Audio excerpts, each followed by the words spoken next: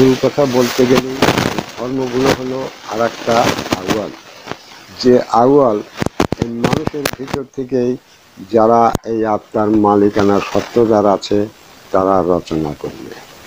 এটা কোন আউয়াল? মরণের পরে যে জগতের কথা বলা হয়, যে অবস্থার কথা বলা হয়, সেই অবস্থাতে তারা স্থায়ী হবে। সেই স্থায়ীর কাজ করতে হবে এই মানব জীবন দ্বারা।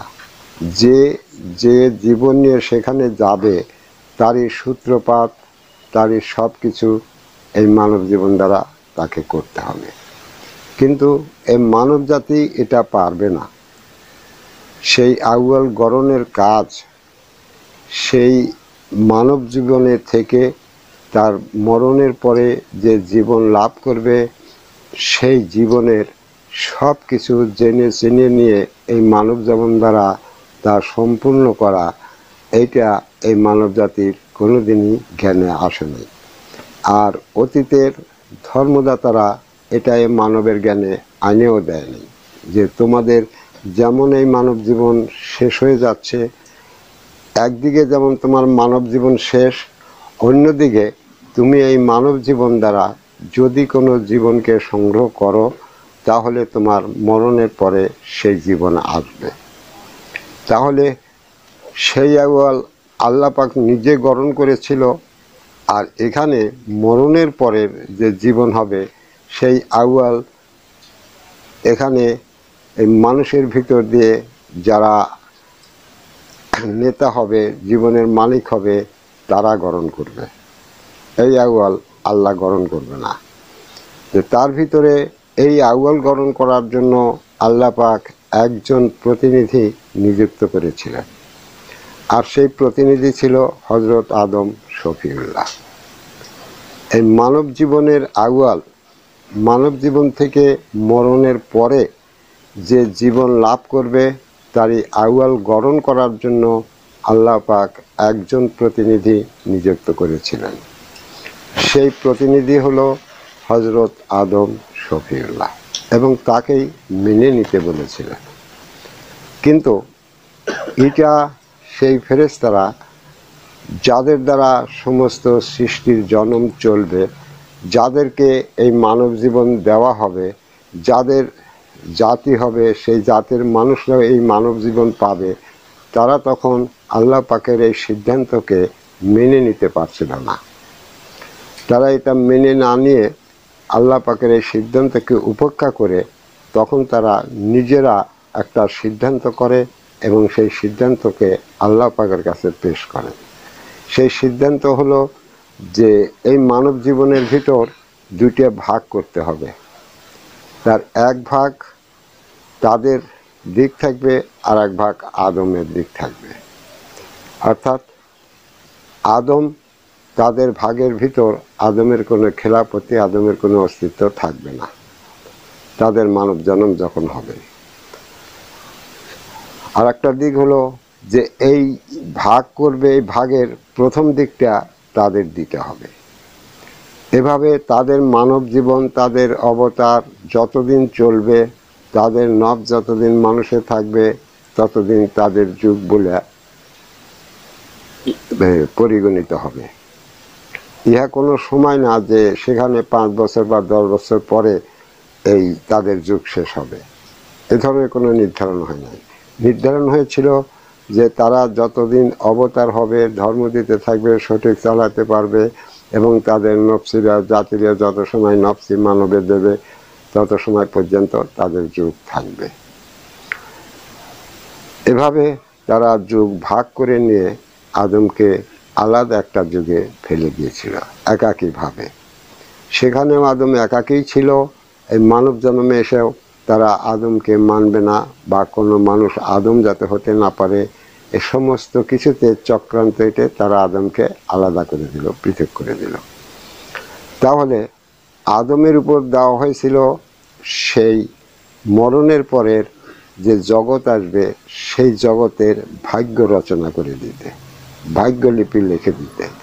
কিন্তু চক্রান্তকারীরা যখন আদমকে এই যুগ ভাগ করে নিয়ে পৃথক করে দিল, তখন একটা যুগ তাদের হয়ে গেল।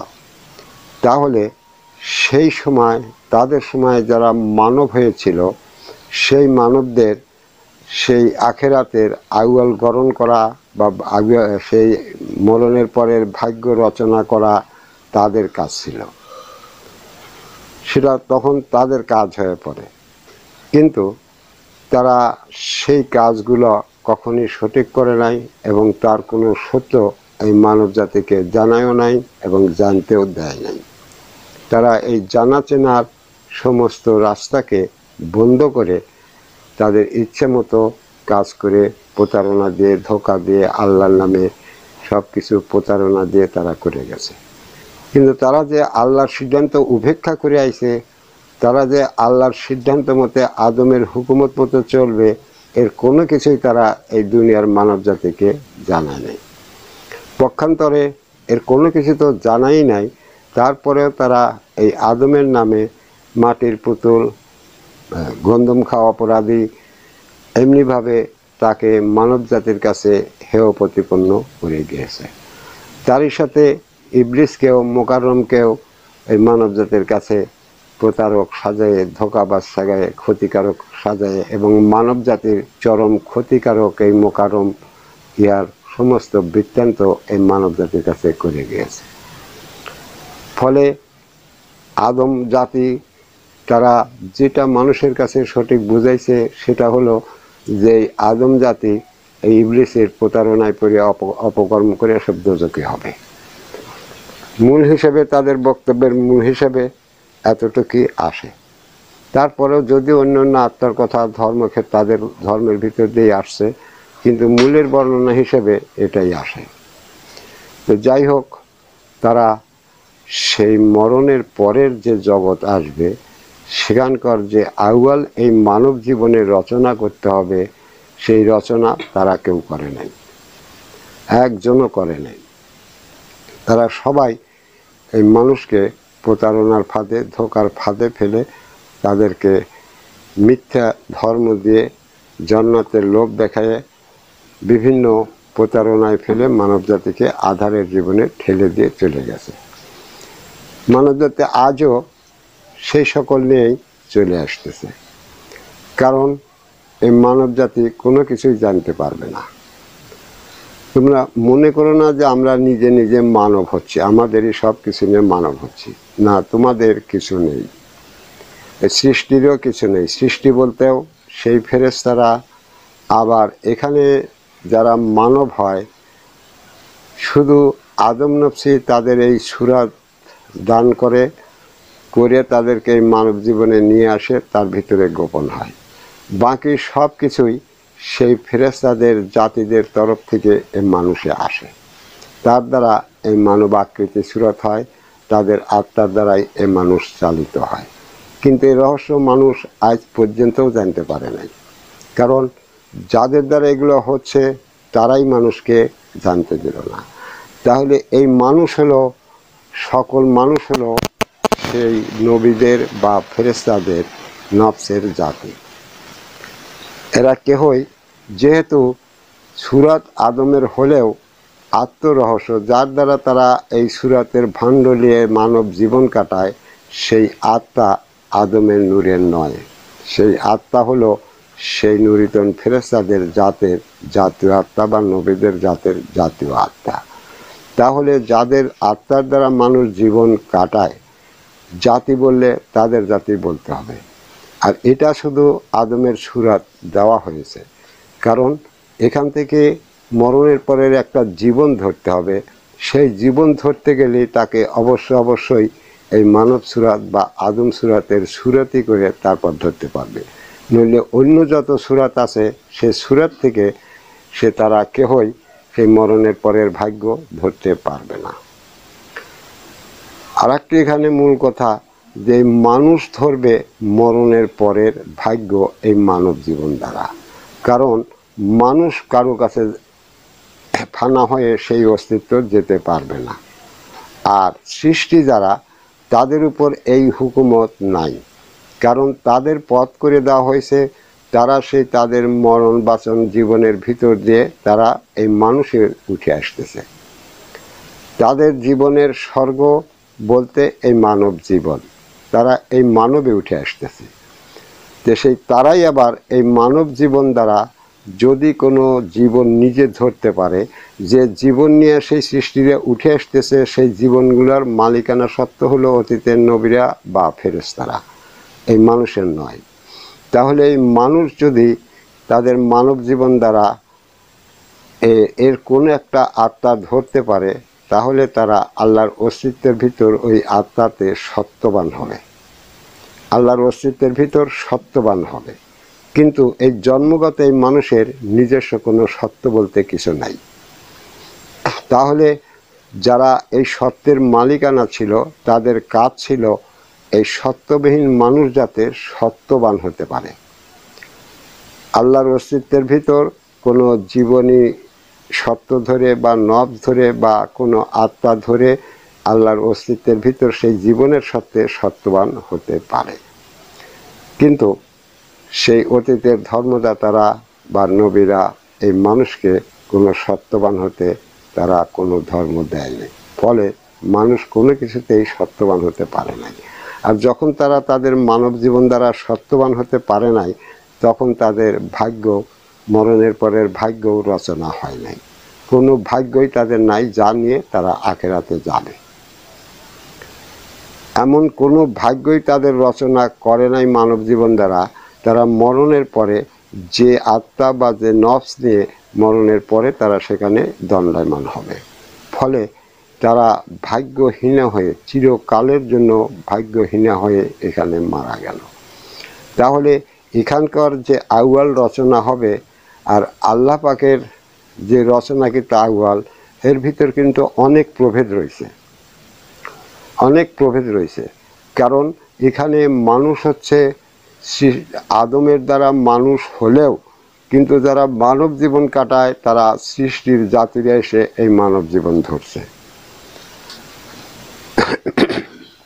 বুঝে আসে যেখানে মানব জীবন কাটায় সৃষ্টির জাতিরা এসে মানব জীবন ধরে, তাদের জীবনের ফানা ঘটার ভিতর দিয়ে, মরার ভিতর দিয়ে তারা অনেক কষ্টের বিনিময় এই মানবে উঠে আসতেছে,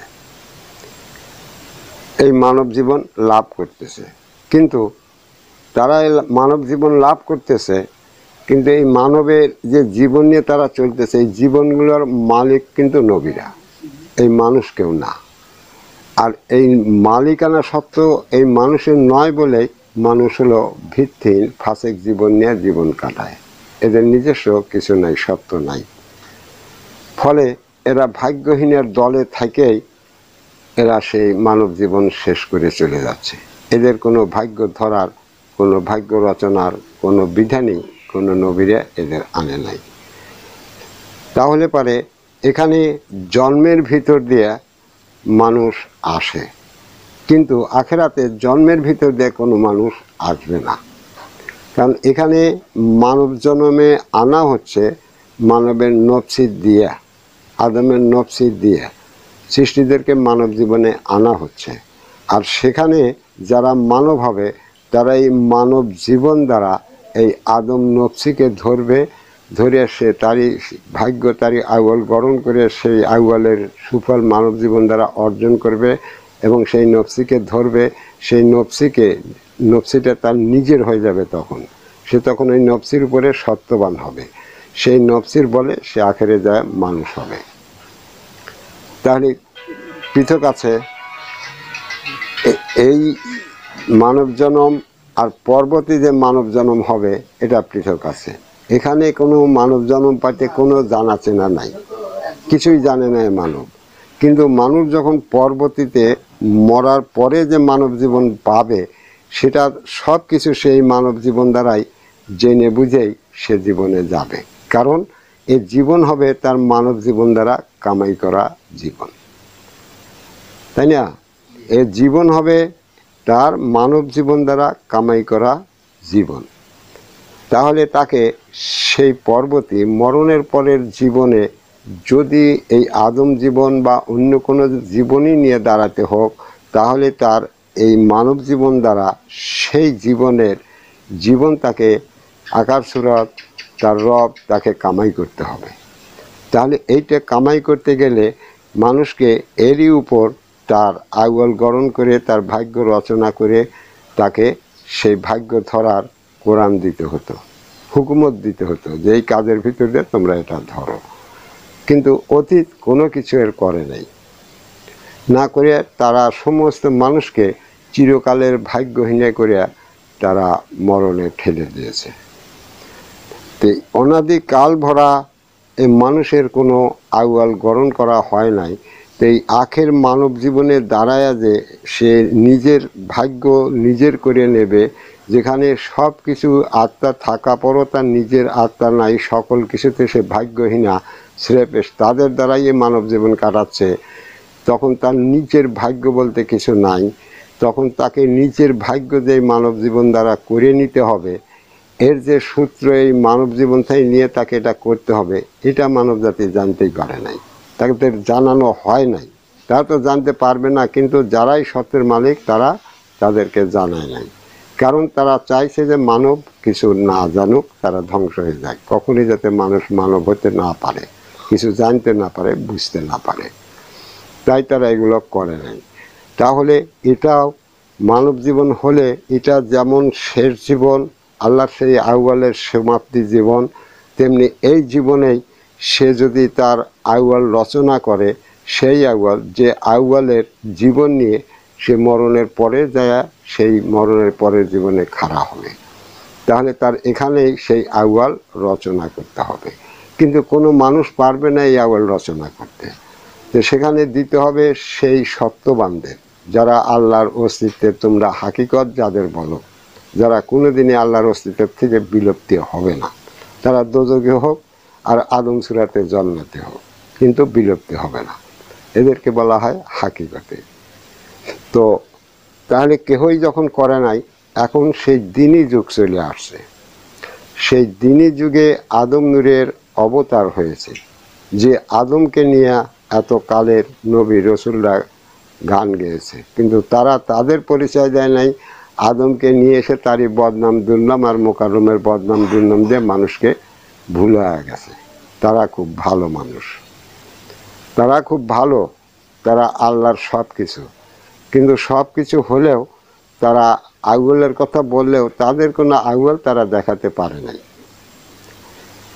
তারা যদিও বলে যে আল্লাহ আমাদের পাঠাইছে, আমরা আল্লাহ থেকে আইছি, আল্লাহ আমাদের এই মানুষের রাইবার করে পাঠাইছে, কিন্তু তারা কিন্তু তাদের নিজস্ব কোনো আউয়াল কেউই দেখায় নাই, এবং সেখানে তাদের কোনো পরিচয়ও তারা দেয় নাই যে কী ছিল। দ্বিতীয় কথা, তারা আউয়াল, বাতেন, জাহের, আখেরের দাবি করলেও তারা সেই আউয়ালের পরিচয় দেয় নাই। আউয়ালে তারা কী ছিল, বাতেনে তারা কী ছিল তারও কোনো বক্তব্য দেয় নাই, জাহেরে কি হলো তারও কোনো কিছু নাই, আবার আখের তাদের কি হবে, মরণের পরে কী হবে তারও কোনো বক্তব্য তারা রাখে নাই। অর্থাৎ পরিচয় বলতে, জানা এবং বুঝের বিষয় বলতে কোনো কিছুই নাই। দ্বিতীয় কথা, এটা জাহির জগৎ হলেও এই মানুষের কোনো জাহেরাত নাই। জাহেরাত হলো ইসলাম ধর্ম অনুযায়ী সমস্ত নবীদের, সমস্ত মানুষ এই নবী নবী নবী নবী করে চলে যাচ্ছে, এই মানুষের উপর জাহেরাত তারাই হয়ে রয়েছে। কোনো মানুষ তার কোনো নিজস্ব দাবি নিয়ে এই মানব জীবনে জাহির হতে পারে নাই, নিজেকে পরিচয় আনতে পারে নাই। আর এই ভারতবর্ষে এই দেবদেবীদের জাহেরাত আছে, তাদের মূর্তি গড়া হচ্ছে, সেই মূর্তিকে পুজো করা হচ্ছে, আর সেগুলাই কালাতি কাল ধরে মানুষ করে আসতেছে। তাহলে জাহেরাতের জীবন বলতে যদি তোমরা লক্ষ্য করো, জাহের বলতে কিছু লক্ষ্য করো, তাহলে দেখো জাহেরকে নিজেকে জাহের করতে সেই নবীরা করেছে। এই মানব জীবনে তাদেরকে নিয়েই কথাবার্তা, ইবাদত, চলাফেরা, সুনাম দুর্নাম যা কিছু তাদের নিয়েই হয়। আর হিন্দু ধর্ম অনুযায়ী দেবদেবীদের নিয়ে হয়, আর অন্য যারা আছে তাদের নিয়ে হয়। কিন্তু আমরা মানুষ, আমাদের কি জাহির ঘটলো, আমরা কি করতে পারলাম, আমরা যে প্রকার জীবনে আসলাম আমরা কি করতে পারলাম, আমাদের কোনো কিছু জাহেরাত নাই। কোন কালে দেবতা মরে গেছে, আসছিল কে আসে নাই, কাল্পনিক, তার ঠিক নেই, দেবতার নামে পূজা হচ্ছে, মানুষ লাফাচ্ছে, গান গাচ্ছে, সুনাম করতেছে, কেরামতের মাঝে জ্বালিয়ে সমস্ত করতেছে। তাহলে জাহের হয়ে রয়েছে সেই দেব দেবতারা ভারতবর্ষে, কোনো মানুষ কিন্তু জাহের নাই। দ্বিতীয় কথা, ইসলাম ধর্ম অনুযায়ী সমস্ত নবীরা কিন্তু জাহের হওয়া রয়েছে, এ মানুষের কিছু নাই। তোমরা ধর্ম মানো, কর্ম করো, ওয়াজ করো, গল্প করো, যা কিছু করো সেই নবীদের নিয়ে, তোমাদের কিছু নাই। না আছে কি? কেউ কি বলে যে আমার এটা আছে, আমি এই হয়েছি, বা এই নবুয়ত ধরে এটা হলাম বা এটা হলাম, এই গল্প কি কোনো মানুষ দিতে পারে? তাহলে তোমাদের কোনো জাহেরও হয়নি, তোমরা সেই গোপনে গোপনে গেছ, তোমাদের কিছু নাই। থাকলে তো জাহের হবে, থাকলে তো জাহির করবা নাকি? তোমরা যেমন দুনিবন ধরতে, যদি তোমার 2 বিঘা থাকে, বড় নাম ধরতে যায়, বড় নাম করলে তো দেখো যে আমার 20 বিঘা সম্পদ আছে, তাই না? কিন্তু ধর্মক্ষেত্রে যে আমার কিছু নাই, আমার নবীই বড়, সেখানে কিন্তু আর এই গল্প নাই, আমার কিছু নাই, আমি কিছু বলতে পারি না, জানেও না, নবী বড়, আমার নবী কইছে, পীর সাহেব এটা কইছে, ও হেডা কইছে, হেডা কইছে, আমি কিছু জানি না। তাহলে তুমি কি জাহের না গোপন না বাতিন, তোমার কি আছে? তোমার তো এটা জাহের জীবন ছিল। তাহলে তোমরা বোঝো যে জাহের বলতে মানব জাতি মানব জীবনে আসতেছে, তারাই সেই নবী রসুলদের জাহের জীবনে ধরে রাখছে, এদের কোনো জাহেরাত বলতে কিছু নেই। এরা শুধু তাদের তরফ থেকে জাতীয়ভাবে মানব জীবন পাচ্ছে, আর তাদেরই নামে গুণগান করতেছে, তাদেরই নামে ধর্ম পালন করছে, তাদেরই দোহাই ফিরতেছে, এদের নামে কিছুই হয় না। হয় কি কোনো মানুষের নামে কোনো কিছু হয়? হয় না। ঠিক এমনিভাবে হজরত মুহাম্মদ সাল্লাল্লাহু আলাইহি সাল্লাম পর্যন্ত বা তারও কিছু পর পর্যন্ত কেটে গেল।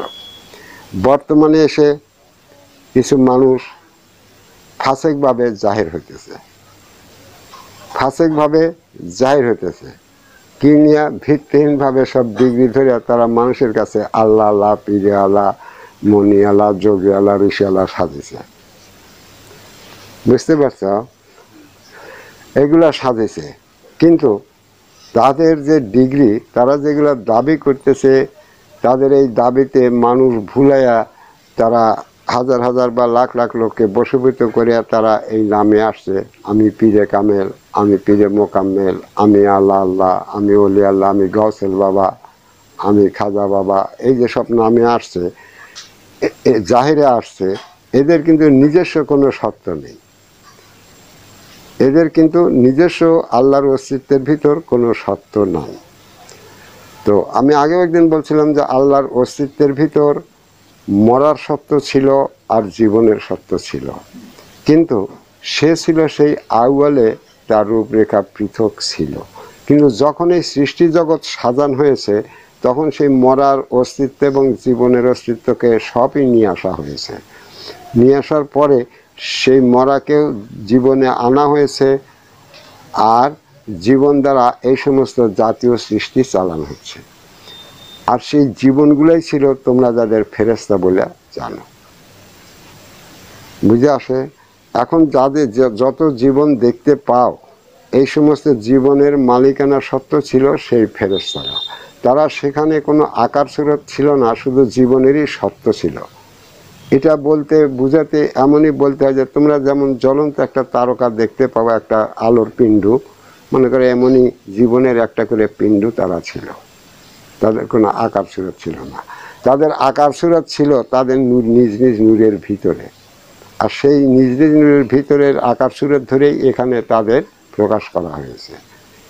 আর এইটা পরিচয় দিতে তাদের লজ্জাবোধ হয়েছে, তাই তারা তাদের সমস্ত পরিচয়কে গোপন করেছে, তারা সমস্ত পরিচয় গোপন করেছে। তো তাহলে পারে যারা স্বীয় পরিচয় দিতে এই মানব সমাজে সাহস পায় না, সেই বনি আদমের কাছে, তারা সেই মানুষের কাছে অনাদিকাল ধরে তাদের জাহেরাত ধরে রাখছে। কারণ পরিচয় আসলে তো এই মানুষ তাদের এই নামে দামে রাখতো না,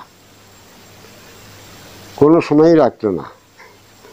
তাহলে পারে তারা সব কিছু গোপনে ফেলে দিছে, কিন্তু কোনো মানুষের কোনো ভাগ্য তারা রচনা করে নাই।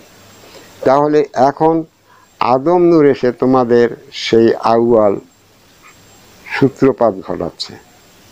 তোমাদের সেই মরণের পরে তোমরা যে জীবনে যাবে, ঠিক সেই জীবনের সূত্রপাত ঘটা দিচ্ছে আদম নূর। আর তোমাদের প্রকাশ করেও দেওয়া হচ্ছে যে তোমরা যেমন আখের জীবনে আছো, তেমনি আর একটা জগতে তোমরা যেতে পারো, সেই জীবনের আউয়াল বা সূত্রপাত তোমাদের এই জীবন থেকেই তা কামাই করতে হবে। কামাই না করলে তোমরা সেখানে যেতে পারবে না, কারণ তোমাদের সকল কিছু শেষ করে দেওয়া হয়েছে মানব জীবনে। তার ভিতর এই সূত্র রাখা আছে, তোমরা যদি সেই জীবন কামাই করতে পারো তো সেখানে যাবে। সত্যগুলো প্রকাশ করে দিচ্ছে আদম, এবং সে তাদের সেই আউয়াল গরম করে দিচ্ছে।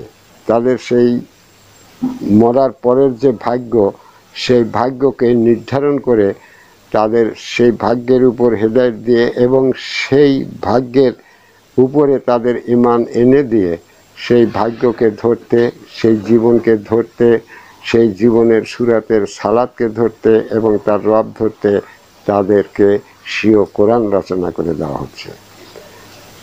যারা এই মানব জীবন দ্বারা স্বীয় আউয়ালকে বুঝে নিয়ে সেই জীবনকে নিজের মানব জীবন দ্বারা কামাই করবে, তারা মরণের পরে ঠিক তাদের সেই কামাই করার জীবনে যে সেখানে খাড়া হবে। এটাকে রোধ করতে পারবে না, কারণ এটাই বিধান। আর যারা করবে না তারা চিরমুদ্রাতেই চলে যাবে। তাহলে পারে এটা একটা আউয়াল ছিল। এই মানুষ যেমন আখের জীবনে দণ্ডায়মান হয়েছে, তেমনি সে তার এর পরবর্তী জীবনে যাওয়ার জন্য এখানেই তার আউয়াল ছিল। এখানেই তার আউয়াল ছিল, তার সূত্রপাত, তার সব কিছু জোগাড় এখানেই তাকে করতে হতো। কারণ মরার পরে এর আর কোনো কিছুই থাকবে না। তুমি যখনই এই জীবন থেকে চলে যাবে তখন তোমার কাছে আর কোনো কিছুই থাকবে না ধ্বংস হওয়া ছাড়া। তাহলে পরে এই মানব জীবন সত্যকারের ইহা আখের জীবন, শেষ জীবন, এরপরে কিছু নাই। কিন্তু সেই নাই জায়গা এখানে এই আউয়াল রচনার সুযোগ আল্লাহ পাক করে দিয়েছেন। আর তার দায়িত্ব দেওয়া হয়েছিল আদম শফিউল্লাহর উপরে। তার দায়িত্ব দেওয়া হয়েছিল আদম শফিউল্লাহর উপরে। কিন্তু এতকাল সেই ফেরেশতাদের চক্রান্তে তারা যুগ ভাগ করে নেওয়ার কারণে এতকাল আদম আসেনি।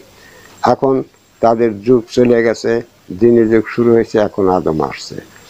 এখন আদম এসে সেই সূত্র মানুষের কাছে প্রকাশ করতেছে যে তোমরা যেমন আখের জীবনে দণ্ডায়মান আছো, তেমনি তোমরা তোমাদের সেই নতুন জীবনের, অর্থাৎ তোমরা মরার পরে যে জীবনে যাওয়ার জন্য ধর্ম মানো, সেই জীবনের আউয়ালে দাঁড়ায় আছো।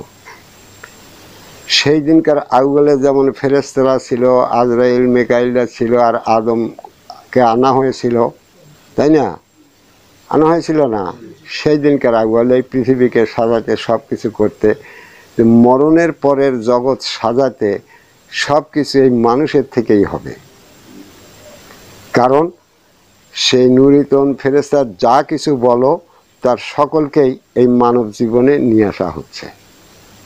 অন্য কোথাও তা সেখানে যেতে পারবে না, অন্য কোনো সৃষ্টিতেও যেতে পারবে না, কোনো জায়গার থেকে কোনো কিছু হবে না। এখানে তাদের সকলকেই এই মানব জীবনে আনা হচ্ছে।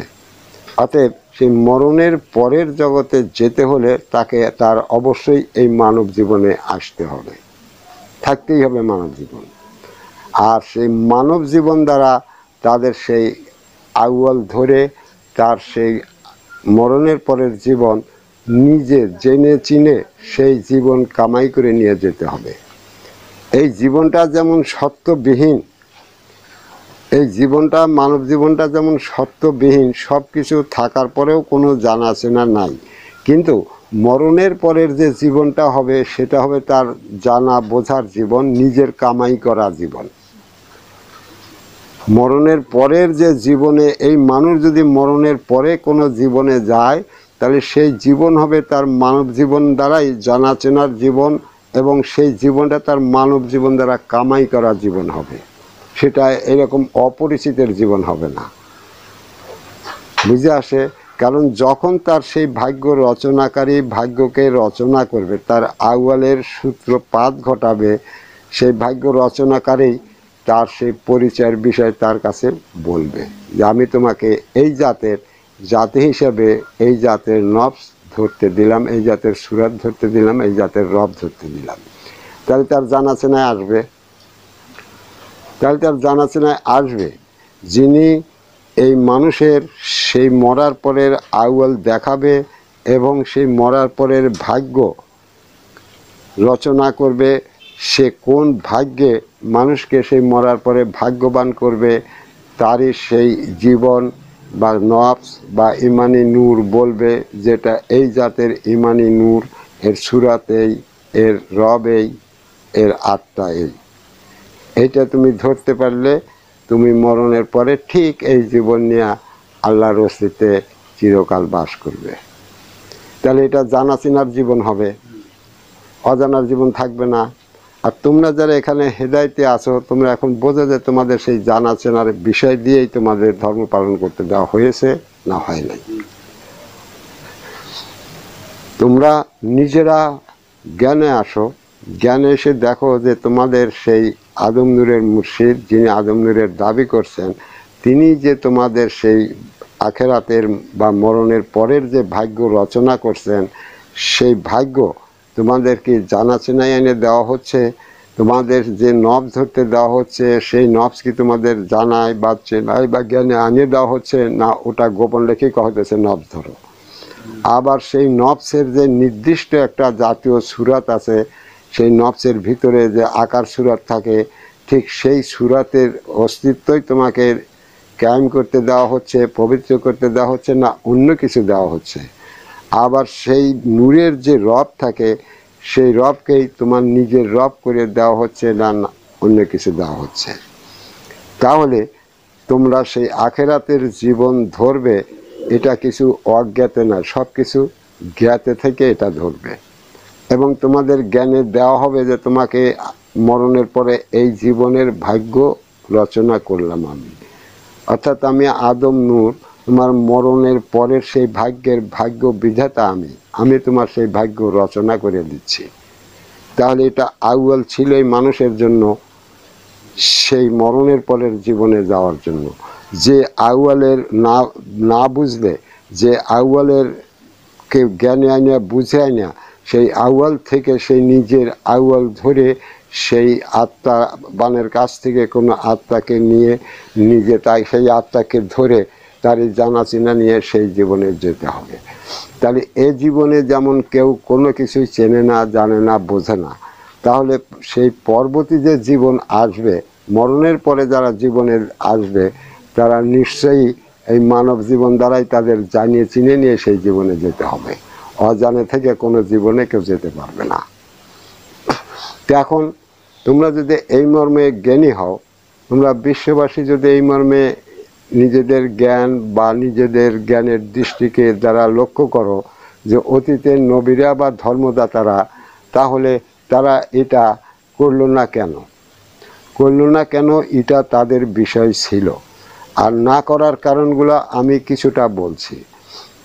আমি যেমন বলছি যে আমি আদম নূর এখানে মানুষকে সেই মরণের পরের যে ভাগ্য, সেটা সেই আদম সুরাতের জীবন কায়েম করার উপর দিচ্ছি। তাদের সেই পরিচয় দিয়ে দিচ্ছি, সেই নফসের পরিচয় দিচ্ছি, সুরাতের পরিচয় দিচ্ছি, রব দিচ্ছি, এবং সেইগুলো ধরার জন্য নির্ধারিত হুকুমত তাদের বহাল করে দিচ্ছি, কার্যকারী করে দিচ্ছি। তাহলে নবীরা যে নূরের যে নবী ছিল, যে জাতের যে নবী ছিল, সে যদি তাদেরকে তাদের সেই মরণের পরের জীবনের জানা চেনা এনে তাদের ধর্ম ধরতে দেয়, তাহলে নবীরা থেকেও আদম নয়, আর তাদের নূরে কোনো আদম সুরাতও নাই, এটা দিতে পারবে না। আর তারা আদম যে আল্লাহর রবের রাবি, আদমের তার রব নিলে যে তারা আল্লাহর রবেরই সূত্র পাবে, আল্লাহর রবের রাবি হবে, তাদের সেটা নাই। তারা কেহই আল্লাহর নূরের কেউ না, তারা কেহই আল্লাহর নূরের কেউ না। আদম আল্লাহর সুরাত পাইছে, সুরাতেরও তারা কেউ না, তাদের এখানে মানব জন্মে আনা হয়েছিল। তাহলে তারা যদি বলে যে আমি গরুর নবী, গরুর নব ধরতে দিচ্ছি, তুমি মরণের পরে যা গরু হবে, যদি এর উপর তারা ধর্ম নির্ধারণ করে এই পরিচয় দিয়ে ধর্ম মানতে দেয়, বলো মানব জাতি এবার তোমরা মানবে কি মানবে না? তারা যদি বলে যে আমি রুই মাছের নবী, আমি তোমাদের এই রুইয়ের আত্মা ধরতে দিচ্ছি, রুইয়ের আকার সুরাত ধরতে দিচ্ছি, এই রুই মাছ যেভাবে কথা বলতে পারে তোমরা সেখানে রুই হবে, কথা ওইভাবে কথা বলতে পারবে, আমি তোমাদের রুই মাছ হতে দিচ্ছি।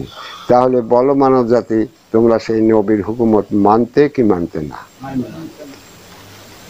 তাহলে পরে এমনিভাবে যদি মনে করো যে সে একটা ছিল পাখি, মনে করো ঈগল পাখি, এখন সেই ঈগল পাখির যিনি নবী, যিনি মালিক, তিনি বললেন যে আমি তোমাদের ধর্ম দিচ্ছি, এই ঈগল পাখির আত্মা ধরবা, তোমরা হবে ঈগল পাখি, মরণের পরে যা ঈগল পাখি হবে।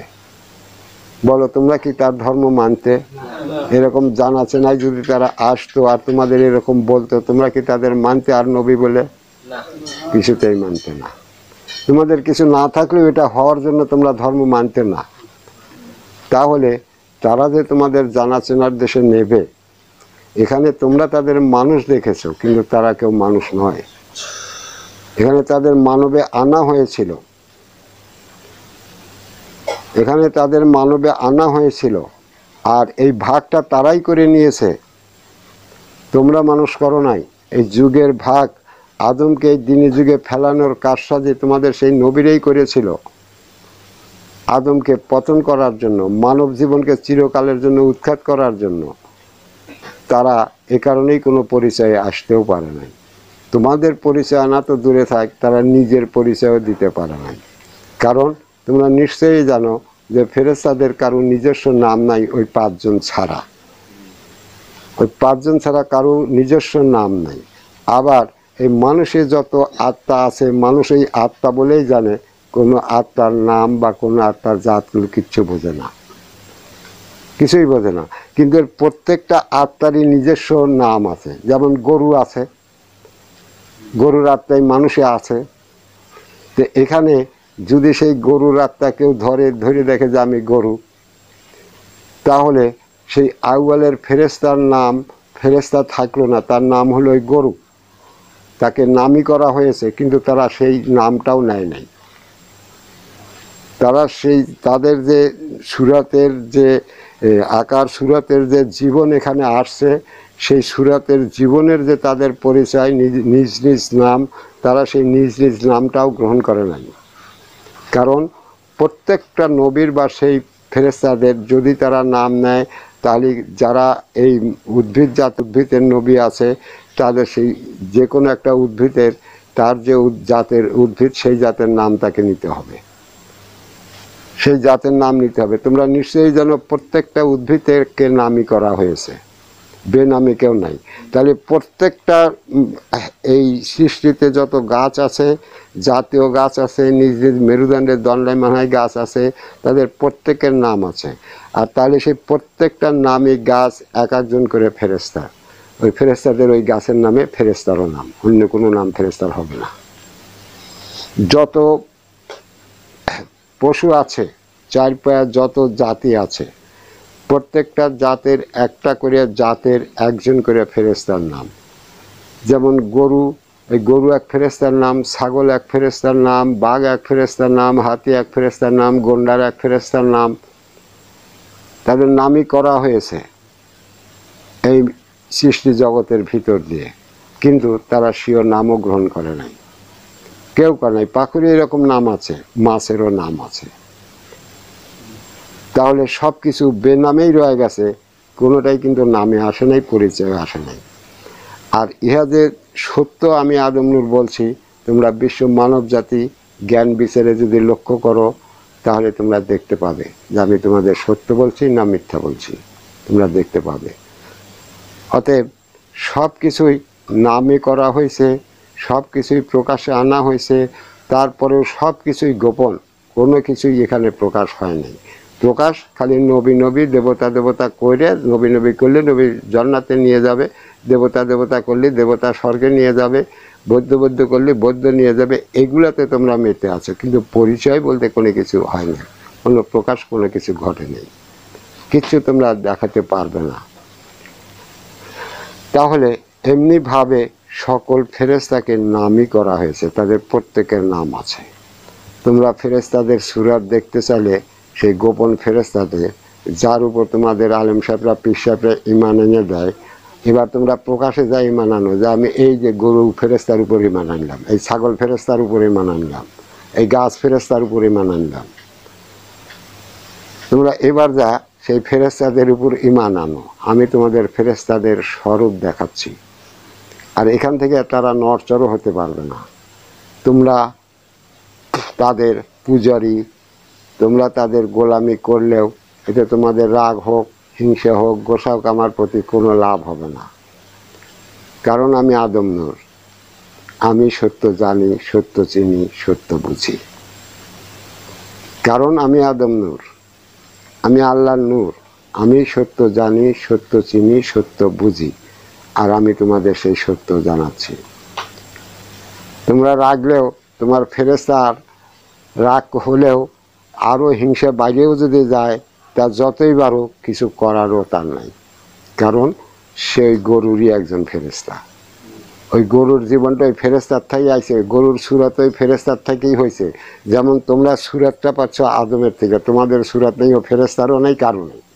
তোমরা যে মোহাম্মদ কৃষ্ণর দোহাই দাও, তাদের এই আদম সুরাত নেই। তাদের আদম সুরাত নিতে হবে এই আদমের থেকে, আর কারো থেকে আসবে না। বুঝে আসে? তাহলে পারে তোমরা এবার তোমাদের ফেরেশতাদের দেখো, আর সেই ফেরেশতারা পবিত্র পবিত্র দেশে, সেখানে বলো আমি মানুষ অপবিত্র, সেখানে বলো। আর যদি তোমরা তোমাদের সেই আউয়ালকে বোঝো যে এটা তোমাদের আউয়াল, আর এই দিনী যুগে এই মানুষের সেই আউয়ালের রচনা করবে মুর্শিদ আমির আলী সত্যে আদম নুরি, সে রচনা করে দেবে। কি রচনা করে দেবে? তোমাদের মরণের পরে তোমরা যে আদম সুরাতের জীবন পাবে, তারই ভাগ্য, তারই সত্য, তারই সুরাতের সালাত, তারই রব ধরার ব্যবস্থা করে দেবে। যদি তোমরা ধরতে পারো তাহলে অবশ্যই তোমরা মরণের পরে আদম সুরাত লাভ করবে।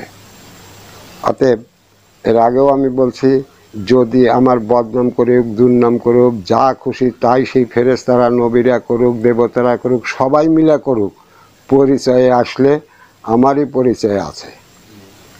পবিত্র থাকলে আমি পবিত্র আছি, তারা কেউ নাই, তারা কেউই নাই। তারা এই মানব জন্ম নিয়ে যেতে হলে তাদেরও আমারই কাছে আসতে হবে, তোমাদেরও আমারই কাছে আসতে হবে, নইলে তোমরা এই সুরাত পাবে না। কারণ এটা ছিল আল্লাহ পাকের বিধানগত সমস্ত সৃষ্টিকে মানব জাতি করার জন্য সেই আদমের উপর বিধান ছিল এই নফসি প্রদান করা। দ্বিতীয় সত্য ছিল এই নফসি তাদের কাছ দেওয়া, এবং তারা যদি সেই আদমের হুকুমত মানে তাহলে তাদেরকে ওই নফসি ধরার ব্যবস্থা করা। এই জন্যই প্রত্যেক মানুষকে, প্রত্যেক সকল সৃষ্টিকে এই আদম নফসির দ্বারা আদম জীবনে নিয়ে আসা হচ্ছে। সর্বোপরি বিষয় হলো, যদি তাদের এই আদম সুরাতের জীবনে আনা না হয় তাহলে তারা কখনই ওই জীব জগতে থেকে এই আদম নফসি ধরতে পারবে না। কারণ ওখানে তাদের কাছে আদম নফসি থাকে না। কোনো জীবের জাতের কাছে কোনো আদম নফসি থাকে না। এই নারী পুরুষের নফসি কোনো জীব জাতে থাকে না। বুঝে আসে? কোনো প্রকার জীব জাতের কাছে এই আদম নফসি থাকে না। না নারীর নফসি থাকে, না পুরুষের নফসি থাকে। তাহলে পারে এই নফসি ধরতে হলে, একটা গরু যদি এই আদম নফসি ধরে চিরকালের জন্য মানুষ হতে চায়, তাহলে এই গরুকে এই সুরাতের জীবনে আসতে হবে। তাহলে আল্লাহ এই বিধানটা পঙ্খানুপঙ্খানুভাবে ন্যায়সঙ্গত করেছিলেন। কিন্তু সেই গরু ছাগলের যারা নবী, সেই মাছের যারা, পাখির যারা নবী, উদ্ভিদের যারা নবী, তারা সেটা মেনে নেয়নি। কারণ আদমকে মানতে হবে, আদমকে মানতে হবে, আদমের হুকুম মানতে হবে, এই কারণে তারা নেয়নি। আর তারা না নেওয়ার কারণে তোমাদের অনাদিকালের মানব জাতি তোমরা কোনো কিছুই করতে পারলে না, জানতেও পারলে না, চিনতেও পারলে না। তাহলে তোমরা বুঝতে পারলে যে আল্লাহর আউয়ালে এই মানব জীবন শেষ হয়ে যাচ্ছে। আর আল্লাহরই আইন বলে আদমকে দেওয়া হয়েছিল সেই মরণের পরের আউয়াল গরম করে দিতে এই মানুষের, তারা যাতে মরণের পরে আদম সুরাত লাভ করে। কিন্তু তোমাদের সেই ফেরেশতারা যুগ ভাগ করে নিয়ে, তাদের যুগে তারা মাতবরি নিয়ে যা খুশি তাই করে গেছে। এখন এটা দিনী যুগ। এই যুগে এই প্রথম আদম অবতার হয়ে আদম দাবি করে মানুষকে সেই সত্য জানিয়ে দেওয়া হচ্ছে, এবং যারা আসতেছে তাদেরকে সেই ভাগ্য রচনা করে সেই ভাগ্য ধরার জন্য কর্মধর্ম দিয়ে দেওয়া হচ্ছে। এটা হচ্ছে। আর এই যুগে সেই মিথ্যার উপরে তোমাদের আল্লাহরা, পীরেরা, আলেমেরা, পুরোহিতেরা, ব্রাহ্মণেরা যারা আছে সব কিছু মিলে সেই অতীত ধর্মদাতাদের মিথ্যা প্রতারণার উপর আরও মিথ্যা প্রতারণা লাগা মোটা তাজা করে তোমাদের আরও সরা দিচ্ছে, তোমরা যাতে কোনোদিনই তোমাদের কোনো ভাগ্য দেখতে না পাও। তাহলে আজকে তোমরা বুঝতে পারলে যে আল্লাহ পাকের আউয়াল ছিল, যে আউয়ালে জেনারেলি করা হয়েছিল সকল সৃষ্টিকে এই মানব জন্মে এনে তারা যাতে আদমকে মানিয়ে আদমের নফসি ধরে মরণের পরে যায় সেই জীবন লাভ করে। জানা চেনার জীবন, এইটা কোনো জানা চেনার জীবন না। এখানে সে যখন কোনো নফসি ধরবে তখনই জানা চেনা আসতে পারবে, তার আগে জানা চেনা আসতে পারবে না। তাহলে সেই আউয়ালও এই মানুষের জানা চেনাই না। আবার এই যে মানব জীবন কেটে গেল, এই জীবনেও কোনো জানা চেনা আসতে পারে নাই, কারণ তাদের সত্ত্বে আনা হয় নাই। আদম নুরি আল্লাহর ইচ্ছায় তাদেরকে সেই আদম সত্যের উপর সত্যবান করার জন্য তাদেরকে সেই জানা চেনার জগতে নিয়ে আসতেছে এবং তাদেরকে কায়েমি আদম সুরাতের জীবন লাভ করার জন্য তাদের ভাগ্য রচনা করে দিচ্ছে। অতএব এর বিকল্প করা কারো কোনো জ্ঞানে বুঝে আসবে না। আর এই হিংসা বিদ্বেষ করেও কোনো লাভ হবে না, কারণ মরতে হবে সবাইকে, সে রাজা হোক, বাদশাহ হোক, মন্ত্রী হোক, যত বড় ক্ষমতাসীন যতই হোক, সমস্ত পৃথিবীর মালিক হলেও তাকে মরতে হবে, তাকে মরতে হবে। আর মরণ তার ধ্বংস ডেকে আনবে যদি সে আদম সুরাতে মানব জীবন দ্বারা কায়েম না করে।